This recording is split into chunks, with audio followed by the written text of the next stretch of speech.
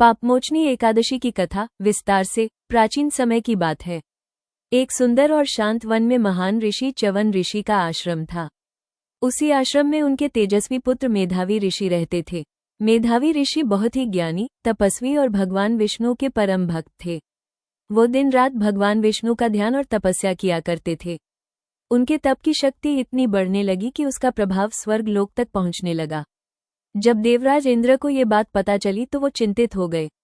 उन्हें डर लगने लगा कि कहीं मेधावी ऋषि की कठोर तपस्या के कारण उनका स्वर्ग का सिंहासन खतरे में न पड़ जाए। तब इंद्र ने एक योजना बनाई। उन्होंने स्वर्ग की एक अत्यंत सुंदर अप्सरा मंजुघोषा को बुलाया। मंजुघोषा अपने सौंदर्य और मधुर संगीत के लिए पूरे स्वर्ग में प्रसिद्ध थी। इंद्र ने उससे कहा कि वो पृथ्वी पर जाकर मेधावी ऋषि की तपस्या भंग कर दे। इंद्र के आदेश का पालन करते हुए मंजुघोषा पृथ्वी पर उस वन में पहुंची जहां मेधावी ऋषि तपस्या कर रहे थे। मंजुघोषा ने अपनी मधुर आवाज में गाना शुरू किया और वीणा बजाने लगी। उसके संगीत और सौंदर्य से पूरा वन मोहक हो उठा। धीरे धीरे मेधावी ऋषि का ध्यान भंग होने लगा। उन्होंने अपनी आंखें खोली और जब उन्होंने मंजुघोषा को देखा तो उसके रूप और संगीत से मोहित हो गए। इसके बाद ऋषि अपनी तपस्या भूल गए और मंजुघोषा के साथ रहने लगे। समय बीतता गया और उन्हें पता ही नहीं चला कि कई वर्ष गुजर गए। एक दिन अचानक मेधावी ऋषि को अपनी भूल का एहसास हुआ। उन्हें याद आया कि वो भगवान विष्णु की तपस्या कर रहे थे, लेकिन अप्सरा के मोह में पड़कर उन्होंने अपनी साधना छोड़ दी। ये सोचकर उन्हें बहुत दुख और क्रोध आया। क्रोध में आकर उन्होंने मंजुघोषा को श्राप दे दिया कि वो अपने सुंदर रूप को खोकर भयानक पिशाचनी, राक्षसी बन जाएगी। ऋषि के श्राप से मंजुघोषा तुरंत एक डरावनी राक्षसी के रूप में बदल गई। उसका सुंदर चेहरा विकराल हो गया और उसका शरीर भयानक दिखाई देने लगा। मंजुघोषा को अपनी गलती का बहुत पछतावा हुआ। वो रोते हुए ऋषि के चरणों में गिर गई और उनसे क्षमा मांगने लगी। वो बोली, हे महर्षि, मुझसे बड़ी भूल हो गई। कृपया मुझे इस भयानक श्राप से मुक्ति पाने का कोई उपाय बताइए।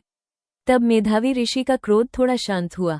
उन्होंने कहा, फाल्गुन मास के कृष्ण पक्ष की पापमोचनी एकादशी का व्रत करने से तुम्हें इस श्राप से मुक्ति मिल सकती है। मंजुघोषा ने ऋषि की बात को ध्यान से सुना और पूरी श्रद्धा और भक्ति के साथ पापमोचनी एकादशी का व्रत किया।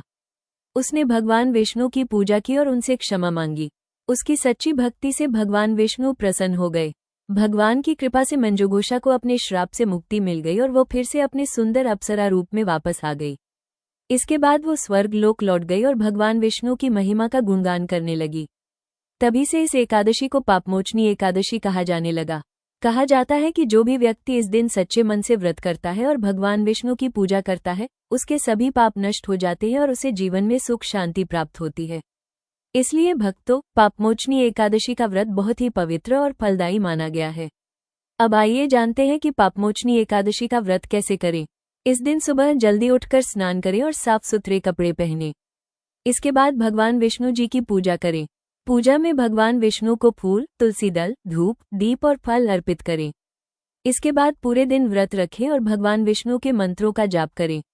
यदि संभव हो तो इस दिन विष्णु सहस्त्रनाम या ओम नमो भगवते वासुदेवाय मंत्र का जाप करना बहुत शुभ माना जाता है। शाम के समय भगवान विष्णु की आरती करें और भजन कीर्तन करें।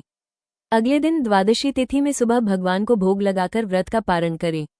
इस व्रत का फल धार्मिक मान्यताओं के अनुसार जो भी व्यक्ति सच्चे मन से पापमोचनी एकादशी का व्रत करता है, उसके जीवन के पाप नष्ट हो जाते हैं, मन को शांति मिलती है और भगवान विष्णु की विशेष कृपा प्राप्त होती है। कहा जाता है कि इस व्रत को करने से व्यक्ति को सुख, समृद्धि और मोक्ष का मार्ग भी प्राप्त होता है। अगर आपको पापमोचनी एकादशी की यह कथा और जानकारी अच्छी लगी हो तो वीडियो को लाइक करें, अपने परिवार और मित्रों के साथ शेयर करें और ऐसे ही धार्मिक व्रत, कथा और भक्ति से जुड़े वीडियो देखने के लिए हमारे चैनल को सब्सक्राइब जरूर करें।